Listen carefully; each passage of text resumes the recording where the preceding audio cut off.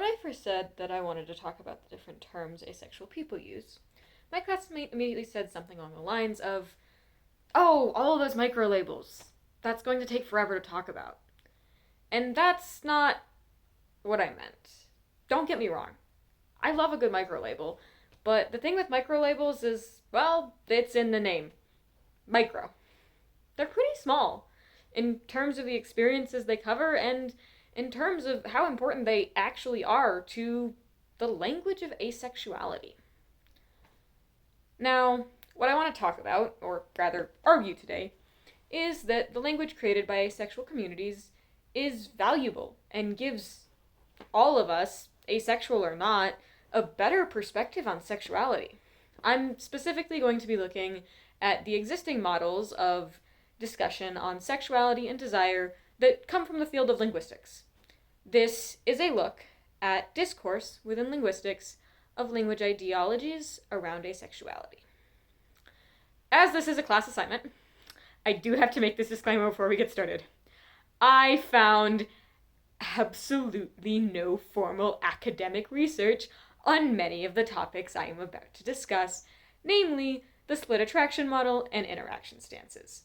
I looked low and high, and I found nothing. While there is in fact research being done on asexuality, it tends to focus on a narrow definition of asexuality and asexual behavior that fits in with existing models of sexuality, rather than looking at how asexuals and aromantics define themselves. So, now that that's out of the way, let's get into it. We're going to start off with everyone's favorite discipline of research, linguistics.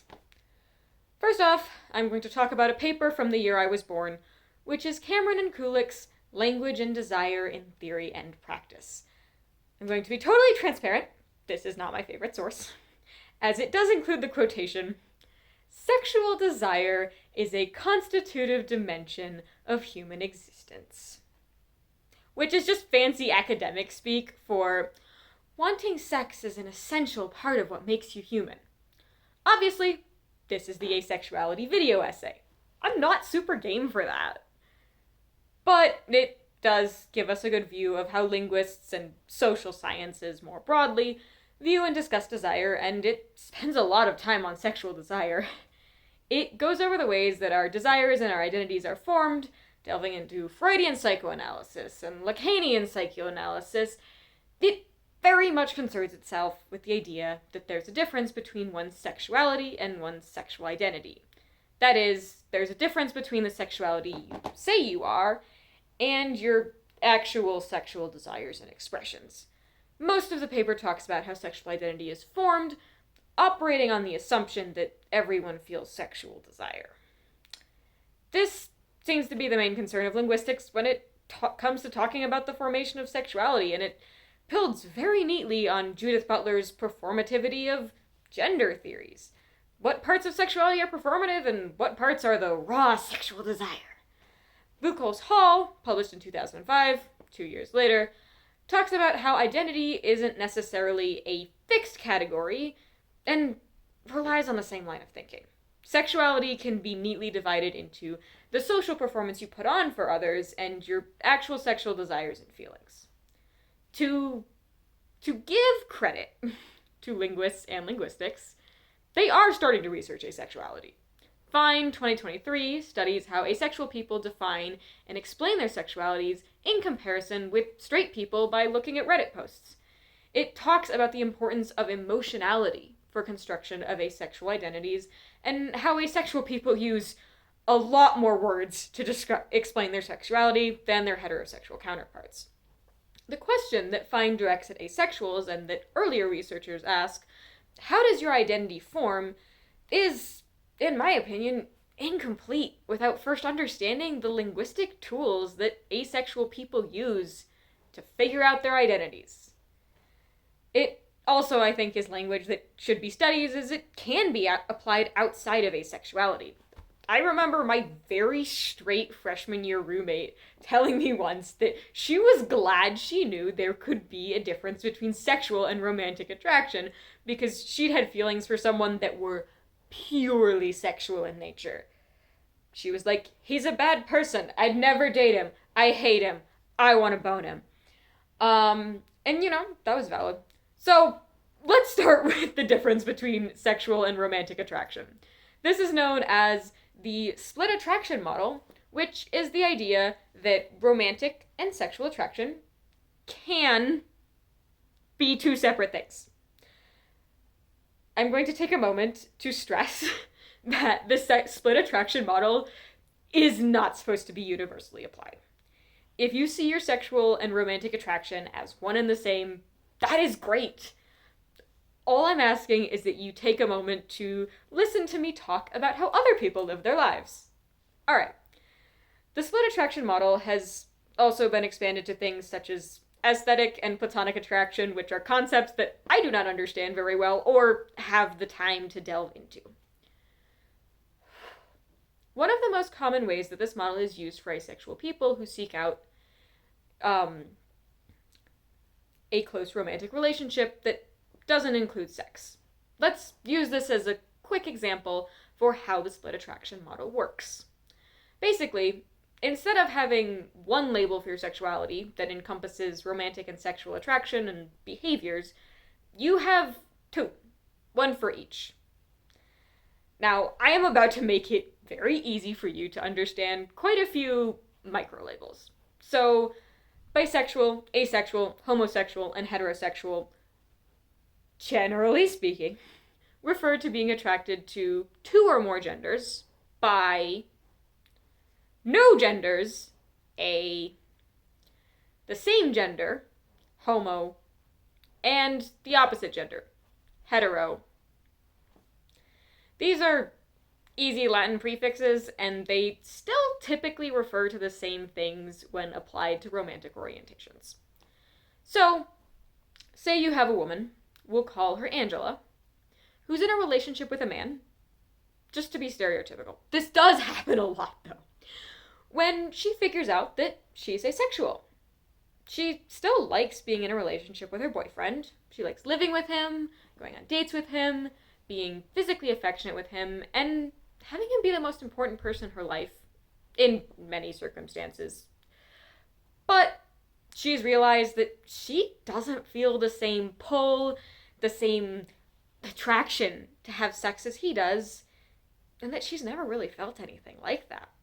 Angela spent years nodding along while her friends talked about which celebrities they crush on, only to now realize she doesn't find anyone hot. She still wants romance. If she were to break up with her boyfriend, she'd go out and date guys again. She's not into women, and she's always had guys she crushes on who catch her eye or give her butterflies to talk to. Angela would probably go online and find that her sexuality and experiences can be described by the term heteroromantic asexual. Publicly, she may or may not tell other people this, but it's a label that serves as a map of sorts for her sexuality. It doesn't just communicate who she wants to be in a relationship with, but also what kind of relationship that is. We can extrapolate that to other hypotheticals. Someone who doesn't want a romantic relationship, but still is sexually attracted to, say, two or more genders, can describe themselves as an aromantic bisexual. Someone who doesn't want a romantic relationship or experiences sexual attraction can find a home in the terms asexual and aromantic. You could even have a case where someone wants to date people of the opposite gender, but is sexually attracted to two or more genders, which can be summed up by the term heteroromantic bisexual. There are a lot of other micro-labels with other prefixes that delve into the how of someone's attraction. Generally speaking, they're also Latin in origin, like demisexual, or use common English terms, graysexual. I could go on a long tangent about what those terms mean, or I can tell you that if you come across this with someone who identifies with a term you're not familiar with, I encourage you to ask what their label means and genuinely listen. And I have given you the basis of the split attraction model so that you at least have a frame of reference when someone says they're a panromantic graysexual. So these kinds of labels are something that asexual and aromantic people have to define for themselves in order to get a similar clarity of communication on what their sexuality is. That everyone else, the non-asexuals and aromantics, don't. Asexuality is defined differently from bisexuality, heterosexuality, and homosexuality. It exclusively refers to whether or not someone experiences sexual attraction. And because we're talking about linguistics a lot here, I'm going to specify what I mean by asexuals needing different language to communicate the meaning of their sexualities. I'm not referring to performative meaning or any sort of subtext or cultural nuance. I mean the basic ability to communicate one's sexual identity, one's gender preference, activities they engage in or want to engage in, and all the little things that make up sexuality in life. If someone tells you that they're gay, you can safely assume in most environments that they're interested in dating and having sex with people of the same gender. You know that they're attracted to the same gender and which genders of celebrities and actors that they'll find hot. The same isn't true when someone tells you they're asexual. They could be the sort of asexual that's interested in dating or even sex favorable, which I'll get into later, and okay with having sex, but it's anyone's guess. All you can really assume most of the time is that they're not sexually attracted to anyone or are sexually attracted to others so little that it doesn't matter. Maybe they still get a kick out of looking at hot strangers? The split attraction model answers some of those questions. It also creates an entirely different lens of sexuality and desire from broader hegemonic society and from how it's discussed by linguists. Through this model, asexuals argue that sexuality can be split into multiple desires and that identity can be defined in a modular, fluid sense rather than into neat categories. Oftentimes, asexuals will even identify with labels like straight asexual, which is synonymous with hetero-romantic asexual, or aromantic lesbian, synonymous to aromantic homosexual, incorporating more colloquial sexuality terms into these split attraction model labels. Having language to discuss the idea of sex without romance and romance without sex and a life without either is, in my opinion, extremely valuable, not just for asexual and aromantic people, but to society as a whole. It enables us to understand our attractions to others better and creates an opening to look at sex and romance as separate things, which can be valuable even if you don't distinguish those two attractions. I also think it's very much something worthy of study by linguists. Fine 2023 shows how asexuals can talk a lot about their sexuality, and that means there is a wealth of language to explore and study on the split attraction model alone. There's how romance is defined differently in the context of the split attraction model and asexuality than in other contexts, and even the demographics of who does and doesn't adopt this language for themselves.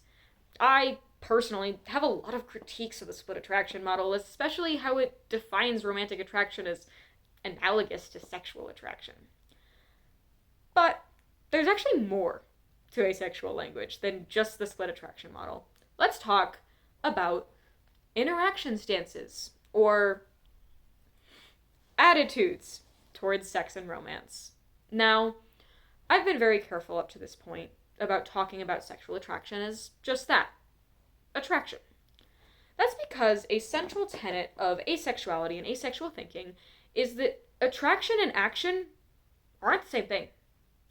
This is hardly an exclusive way of thinking to asexuals.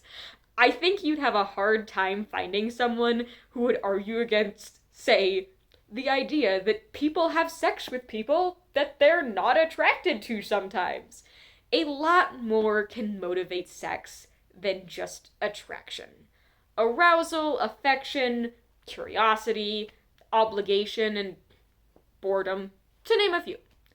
Specifically, The asexual way of thinking is that sexual attraction and having sex don't have to go together ever.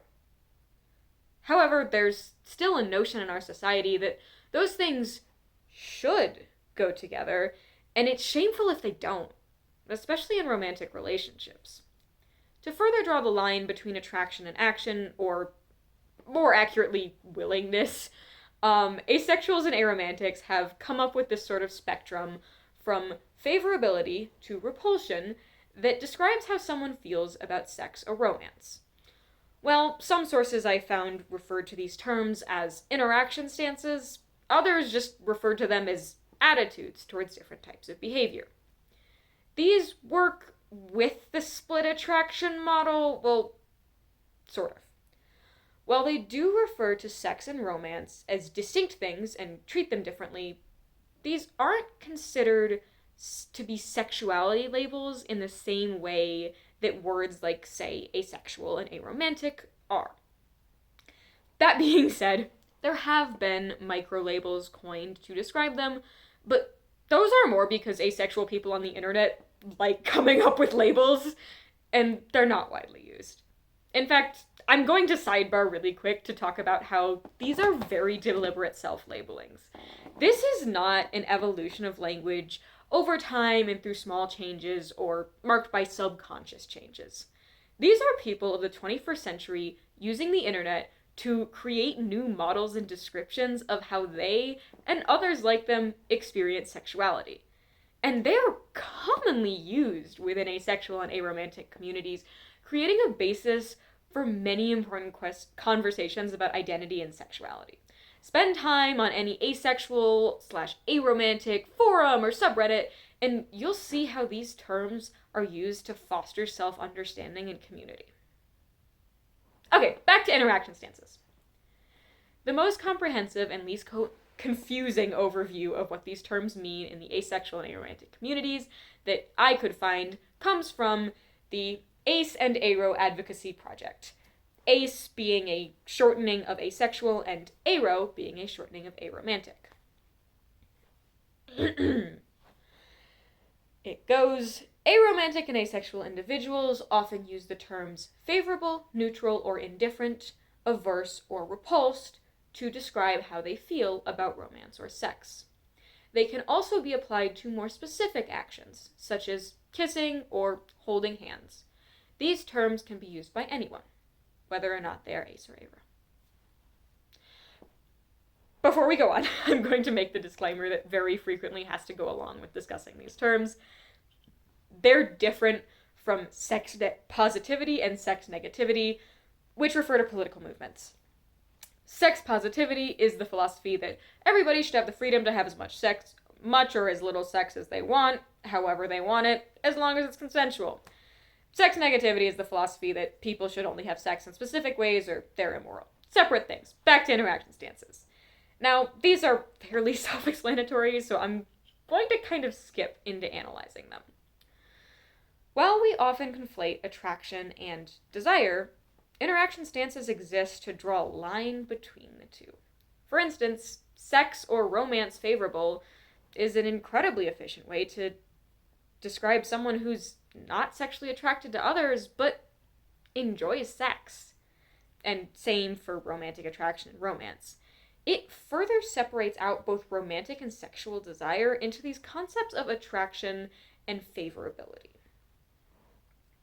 Indifference is interesting because, in my view, it challenges the notion that sexuality is compulsory and driven by interest, asserting that people can just not care about those things very much and still engage in them. It suggests that you can take desire completely out of the equation of sexuality and still do many of the other things grouped under sexuality. Averse and repulsed are two terms that are also somewhat unique.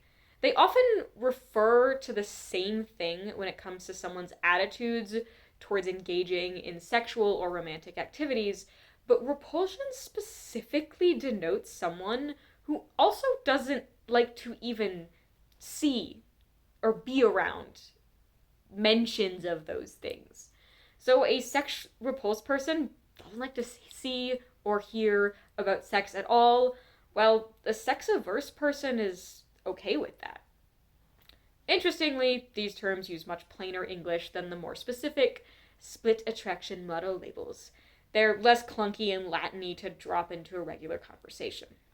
Also, they expand further on what asexual thinking is, deviating from mainstream norms around sexuality. Overall, I think both the split attraction model and interaction stances both show how language is being used in new and dynamic ways by the asexual community. I think that they warrant more research by linguists, and that more people should be aware of them in general, since they're useful tools for discussing sexuality overall. In relation to discussions of sexuality, I think that asexuality is to other sexual identities what negative numbers are to positive numbers.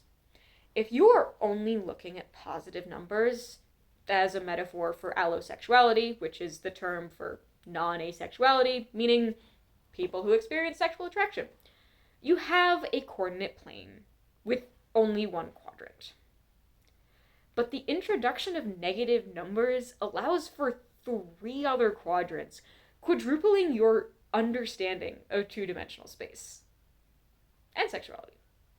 And yes, negative numbers and asexuality are definitely less common in day-to-day life, but that doesn't mean they don't open avenues for new understanding of positive numbers and allosexuality and math and sexuality in general. Asexuality and asexual ways of thought are valuable, and they have so much to offer to not just linguistics, but our wider societal understanding of sexuality. In a recent academic journal article titled Reconsidering Asexuality and Its Radical Potential, the author advocates for a field of asexual studies, analogous to, say, women's studies or transgender studies. I would like to submit these concepts for the linguistic side of such a field, as well as cheer on the idea as a whole.